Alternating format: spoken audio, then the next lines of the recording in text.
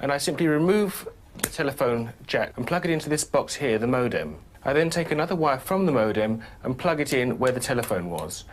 I can then switch on the modem. It's now telling me to phone up the main Prestel computer.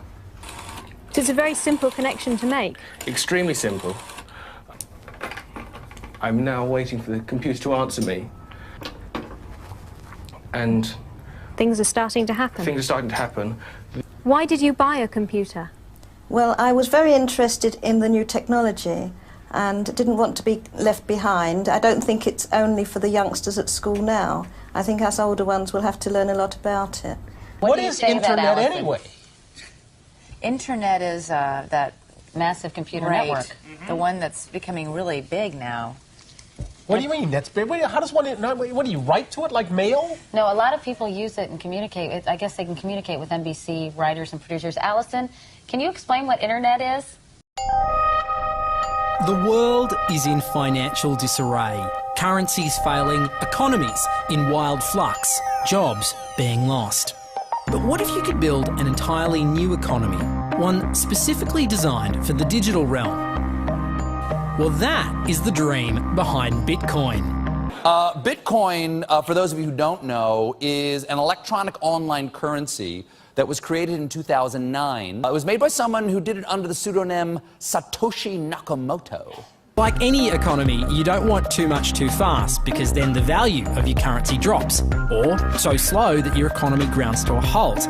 It's designed to be a self-stabilising economy. Whether it actually is that way though, well, that is a little bit more complicated. Because some people have said, hey, Bitcoin is the answer to those problems. Are you a believer? Well, Bitcoin is exciting because it shows how cheap it can be. Bitcoin is better than currency in that you don't have to be physically in the same place, and of course for large transactions currency can get pretty inconvenient. And what is Bitcoin? Bitcoin is a currency on the internet.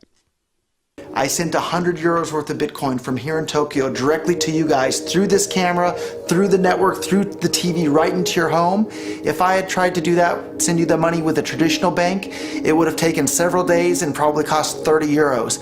I just did it right now with Bitcoin instantly, basically for free, and didn't have to ask anybody for permission. I didn't need a bank, I didn't need a government, I didn't need anybody. I just needed myself and you and our smartphones to do it. That's the power of Bitcoin. Wall Street is fraud, America is fraud, the world is fraud, banks are fraud, central banks are fraud. We live in an era of fraud. It's all based on fraud, and they get a percentage of the fraud. That's the business model. To suggest that there is any moral or ethical aspect to anything that's going on now is to be completely naive about the fact that we live in an era dominated by financial terrorists, jihadis of banking. They're here to kill you and themselves. They believe in an ideology, not the Quran, but Adam Smith, that they completely misread and interpret as something to justify their blowing themselves up. Janet Yellen's a terrorist! Mario Draghi's a terrorist! The Central Bank of Japan is a terrorist! These are the real terrorists! Funds received. This community is switching to what they think is a better monetary system. A system in which banks are no longer needed because payments could be made directly from one person to another. Bitcoin is fundamentally different because in Bitcoin, you don't owe anyone anything and no one owes you anything. It is not a system based on debt. It is a system based on ownership. And no one can censor it, no one can seize it, no one can freeze it. It's November the 2nd, 2008, just 6 weeks after the Lehman Brothers collapse. And all over the world, there are panicked debates about how to save the banks. Then, on a little visited web forum for cryptographers, a document appears in which a completely new monetary system is proposed. The visionary author calls himself Satoshi Nakamoto. These were the darkest days of the financial crisis. So that to me suggests a very clever mind that saw an opportunity, the perfect opportunity to introduce a new radical technology and a new radical approach to money and finance at just the right moment when people would be very open to making this big shift that's required to adopt a new currency. What's exciting for me is like a global economy. Right now we say we have a global economy, but I can't take $1 and give it to you in the Netherlands and then you know what to do with it, right? You would have to go and change it to your native currency.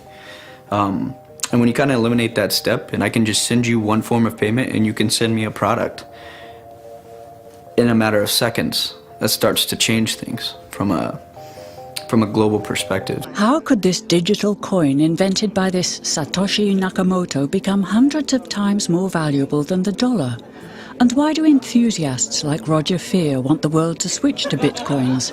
I'm giving every single person here 1,000 yen worth of bitcoins, which is like $8 and something cents. Back in the early days, you know, I'd get phone calls from my buddies, oh, hey man, I lost 10,000 bitcoins because my computer blew up, right? Back then, one bitcoin was less than a penny, right? So nobody cared. They lost $10. I don't care, right? And now 10,000 bitcoins, that's, you know, $5 million. That's a big deal, right? I think a lot of people are underestimating the way in which Bitcoin and the blockchain are going to change the power structures in society in general. I mean, I grew up in the US and I see all these people like, yeah, nuke everybody in the Middle East and kill them all. And then they have the former Secretary of State Madeleine Albright on 60 Minutes, one of the most popular news shows in the US, and they asked her, they said, like, there's reports that more than 500,000 Iraqi children have died as a direct result of US sanctions. And she looks back at her with a straight face and she goes, it was a really tough decision, but I think that it was worth it. Worth murdering 500,000 kids because of what the government did? And I apologize for crying, but it just disgusts me from my core when I see government people murdering people around the world. It's not just theoretical, these are real people with real lives. And it's real people, and Bitcoin has the power to undermine everything they're doing to people around the world. And I'm sorry for shouting, but it just disgusts me what these people in government do. And they do it through central banking and through the control of the money supply, and Bitcoin takes that away from them.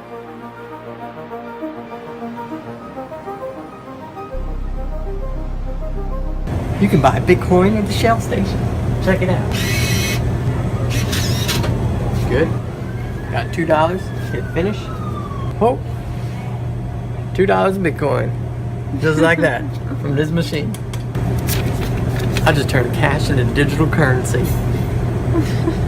So thinking that it's too late to get involved in Bitcoin is like thinking it's too late to get involved with the internet or too late to get involved with using a cell phone. Like, it's not too late to get involved with Bitcoin. If Bitcoin becomes really popular all over the world, Bitcoins are going to have to be worth at least tens of thousands of dollars a Bitcoin, if not hundreds of thousands of dollars per Bitcoin. So thinking it's too late to get involved with Bitcoin is like thinking it's too late to get involved with using the internet. Of course not. Like, it's ubiquitous in our lives, and Bitcoin's going to become ubiquitous in our lives as well.